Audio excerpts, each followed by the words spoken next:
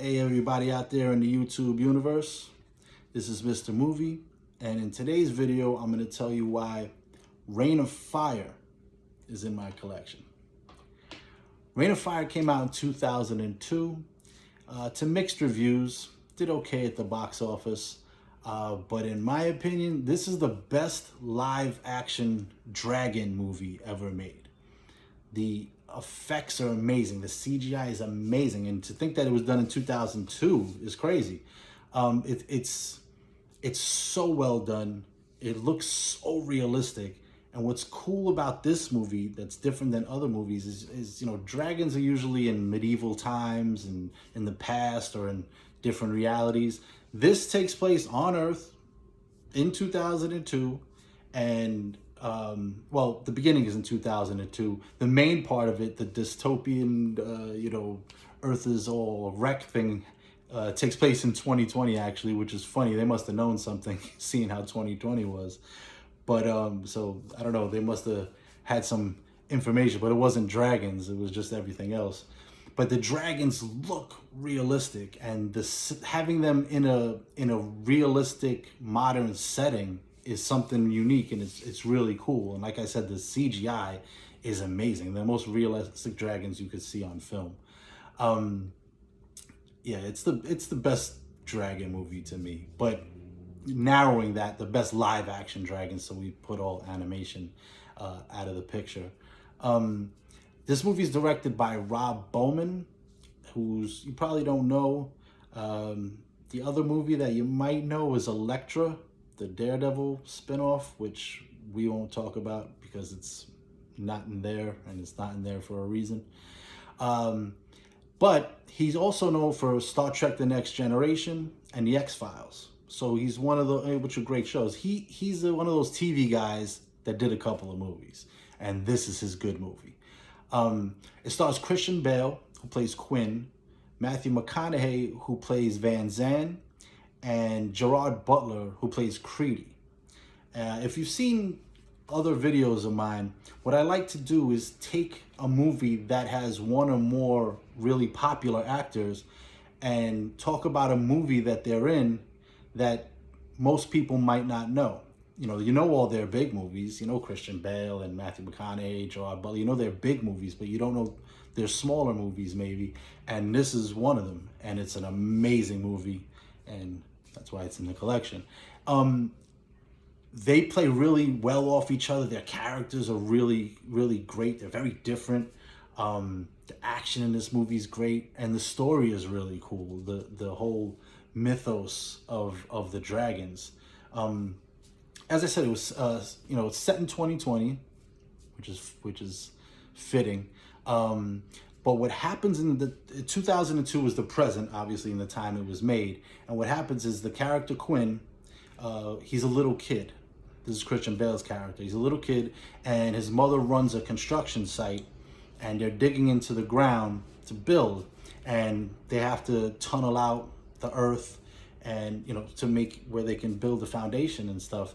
And he goes to the site after school to see his mother. He goes into the lift. He goes down to the site, and all the miners and stuff, they all know him, and he likes them. And there's one of the guys who's kind of an asshole, and they have a little exchange, and they come upon, there's a hole from them mining. They created a hole in one of the walls, and it seems to be hollow. So they're trying to see, what this is. And then they start arguing and saying, this is unsafe conditions. We shouldn't be down here. This is dangerous.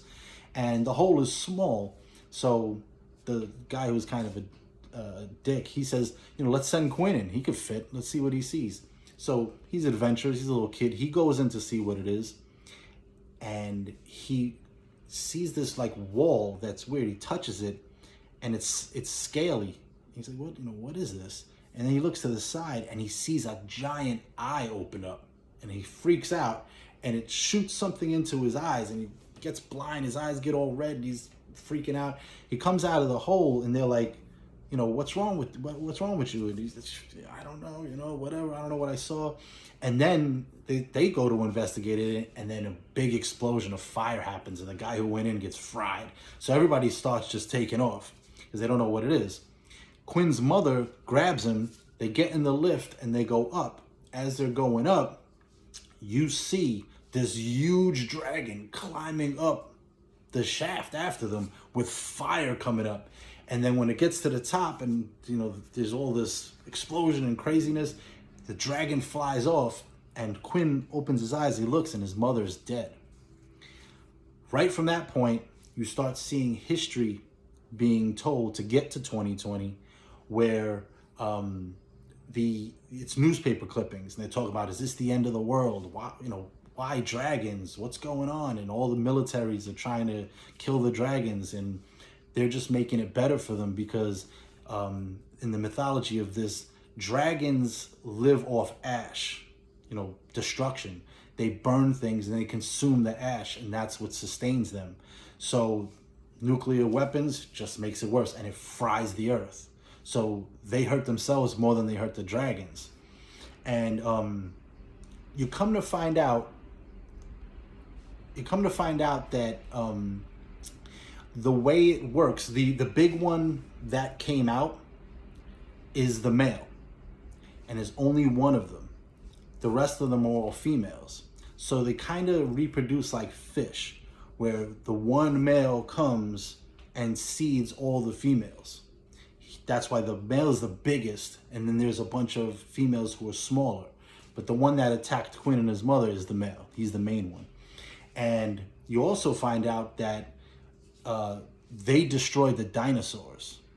So they've been around for millions of years. It's not what science thought, 65 million years ago, a meteor hit the earth and destroyed the dinosaurs. It was dragons. They wiped them out. And then when there was nothing left to burn and eat, they went into hibernation underground until the world replenished itself and they had something to burn and then consume the ash to sustain themselves. So now the earth is built up. You have everything we have now, and they woke this dragon up, and that was a bad idea. So fast forward to 2020, everything is destroyed. They must have known something. I don't know if they were psychic making this movie, but it wasn't dragons. It was everything else that destroyed 2020. But it's always funny to me to see movies that take place in the future from a past movie like 2002, how they see 2020, or like you get a movie in the 80s and says 1997 with flying cars and everything, and you're like, okay, that's never happened. But this movie, it's very cool how they have the mythology of it. Like, they destroyed the dinosaurs. Now they're in hibernation. Now you woke them up. And like I said, all the newspaper clippings kind of fast forward through time to tell you what happened to get to 2020 when you meet the characters now. So you see Christian Bale as an adult. He's the character Quinn. And he's got a bunch of people that survived, and they live in a castle, one of those old English castles. And he pretty much takes care of all the people that live there. And they built a system where they get water.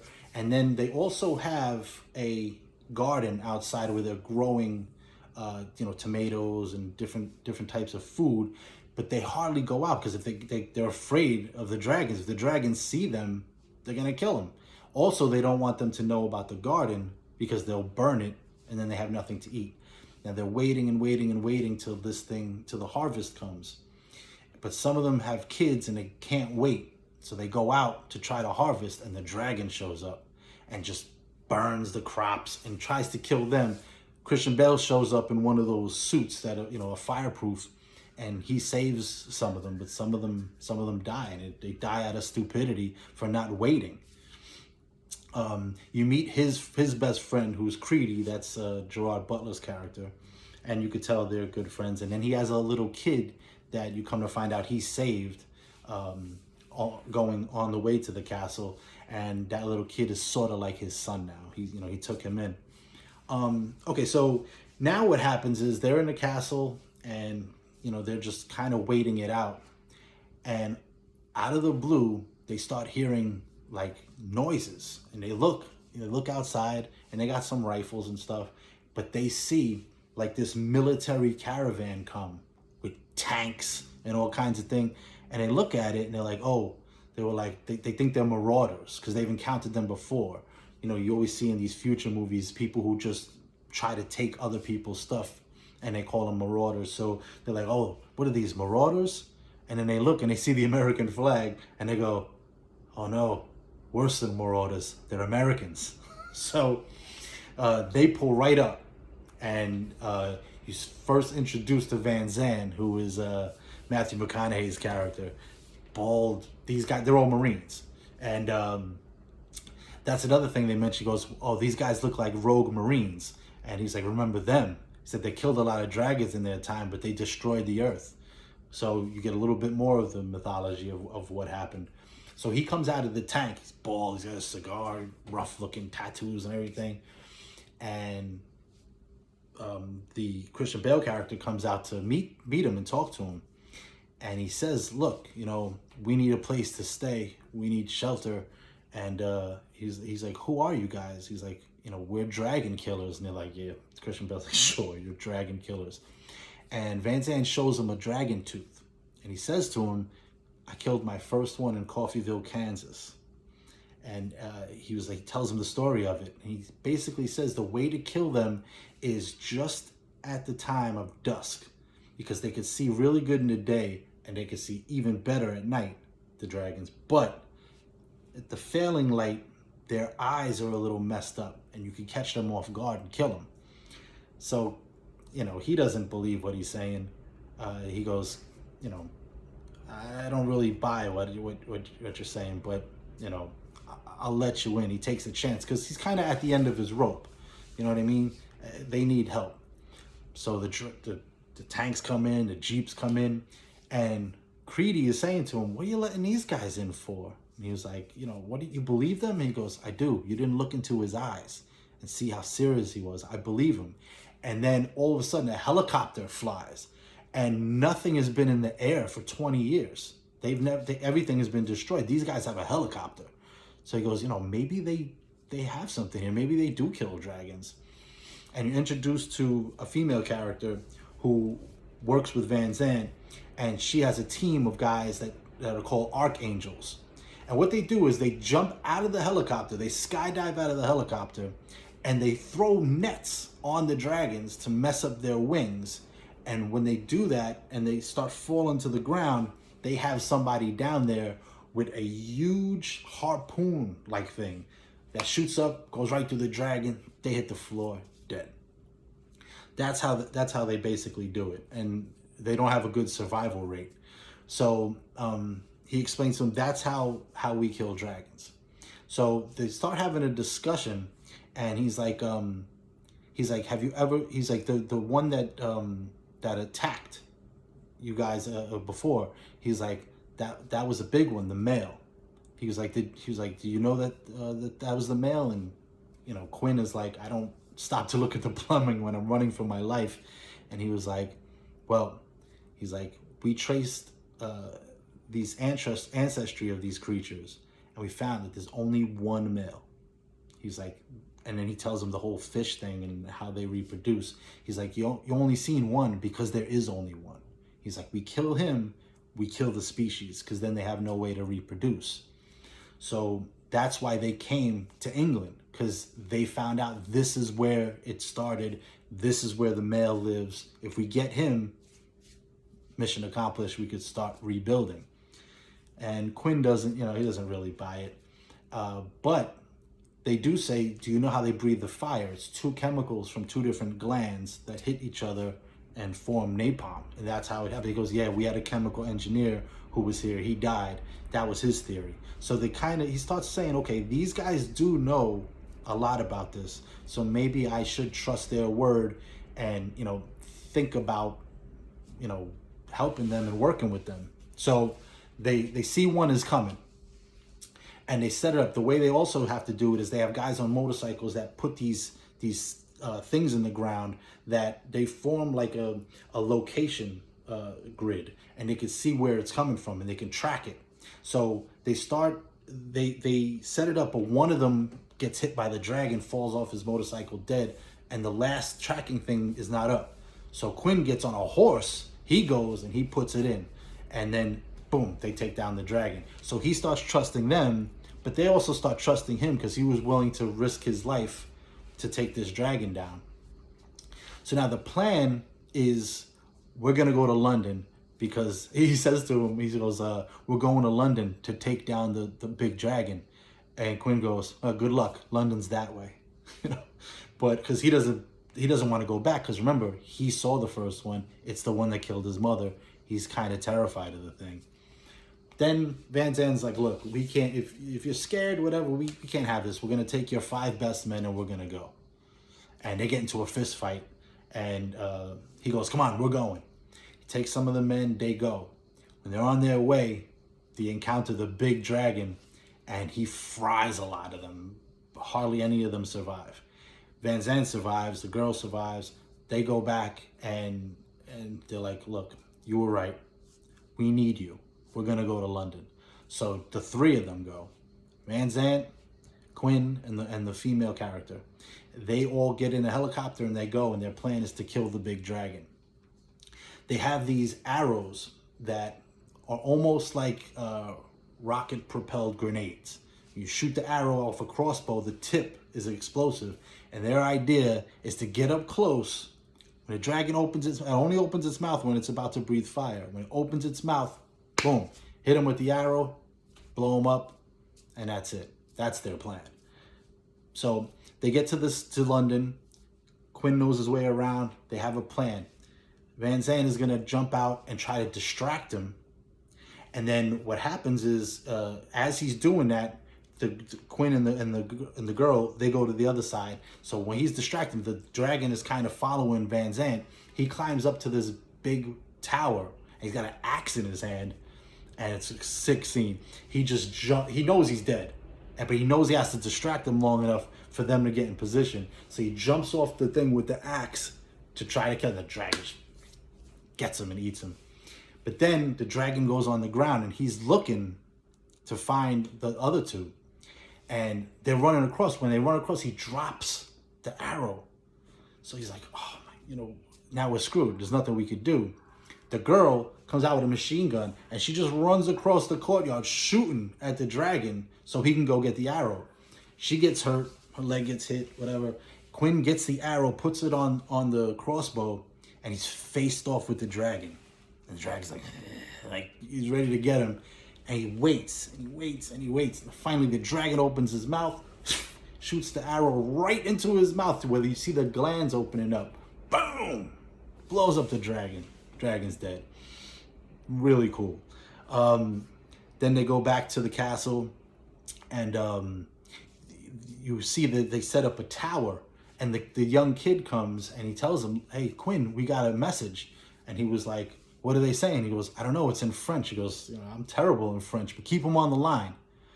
So it's kind of getting around that they killed the main dragon, and all the other ones are going to eventually die off. They just got to, they got to wait it out. But now they have a chance. So it ends on a positive note, and the whole thing is, okay, now we can rebuild. He's like, if they come and destroy, we just rebuild again. So it's a really cool movie, really action-packed. The story is really cool with the whole mythology of the dragons, the setting taking place in around now. It's just a really fun movie. It's a serious movie, but it's a really fun movie. And like I said, the way it looks is amazing. I can't recommend this movie enough if you like that kind of stuff, dragons and that kind of thing. The rewatchability scale, I'd put it at about 80, because I could watch the action over and over and the story and stuff, but there's not that many like memorable lines, or there's a lot of great scenes, but not it's not constant. It's slow at points, but they have to explain things. So I would say about an 80. I've seen it a bunch of times, and I could throw it on at any time too. So that being said, thank you so much for watching. If you want to see me do more videos and find out why these movies are in my collection, like, subscribe, hit that notification bell for when I make new ones, and share with your fellow movie nuts. Anyway, this is Mr. Movie signing off, and I will see you again next time at the Flicks.